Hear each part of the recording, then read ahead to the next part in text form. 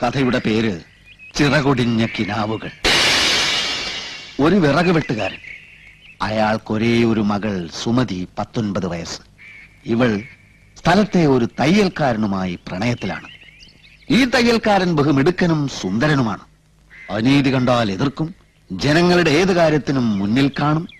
അങ്ങനെ നാട്ടുകാരുടെ കണ്ണിൽ ഉണ്ണിയാണ്. എല്ലാറ്റിലും ഉപരി ഈ തയ്യൽക്കാരൻ ഒരു നോവലിസ്റ്റുമാണ്. പക്ഷെ വിറക് വെട്ടുകാരന് തന്റെ മകളെ ഒരു വലിയ പണക്കാരനായ ഗൾഫുകാരനെ കൊണ്ട് കെട്ടിക്കാനാണ് താല്പര്യം. അതെങ്ങനെ നടക്കും? അത് താനേ നടന്നോളും. എന്നിട്ട് ഇക്കാര്യം സുമതി തയ്യൽക്കാരനെ അറിയിക്കുന്നു. തയ്യൽക്കാരൻ ഗൾഫിൽ പോകാൻ ശ്രമിക്കുന്നു. പക്ഷെ വിസ അത് കിട്ടുന്നില്ല. സാറ് വിചാരിച്ച എത്ര വിസ വേണമെങ്കിലും കിട്ടും. ഇത് കഥയാണ്. അങ്ങനെ നിവൃത്തിയില്ലാതെ തയ്യൽക്കാരൻ നോവൽ എഴുതാൻ തുടങ്ങുകയാണ്. അത്ഭുതമെന്ന് പറയട്ടെ, ഏറ്റവും നല്ല നോവലിനുള്ള സർക്കാർ അവാർഡ് അതിന് കിട്ടുകയാണ്. 10 ലക്ഷം രൂപ. അതേത് അവാർഡ്? ജ്ഞാനപീഠം പോലും 1 ലക്ഷം രൂപയിലുള്ള അപേക്ഷ. ഇത് കഥയല്ലേ ആശാനെ? ശരി, 1 ലക്ഷത്തിന്റെ അവാർഡാക്കാം. ഈ 1 ലക്ഷം കൊണ്ട് തയ്യൽക്കാരൻ ഒരു ഗംഭീര ബംഗ്ലാവ് പണിയുകയാണ്.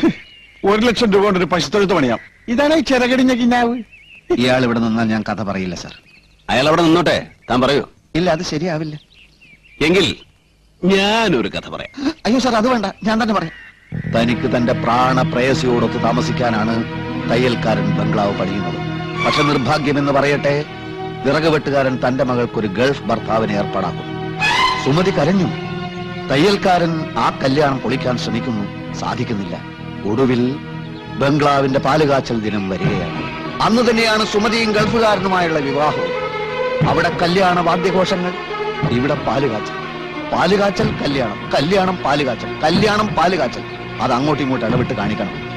അവിടെ സുമതിയുടെ കഴുത്തിൽ താലി വീഴുന്ന സമയത്ത് ഇവിടെ കാച്ചിയ പാലിൽ വിഷം കലക്കി കുടിച്ച് തയ്യൽക്കാരൻ പിടയുകയാണ്. പക്ഷെ താലി കെട്ടുന്നില്ല.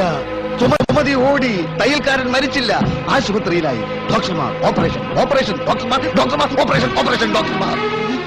ഒടുവിൽ ആശുപത്രിയിൽ വെച്ച് അവരൊന്നിക്കുകയാണ്.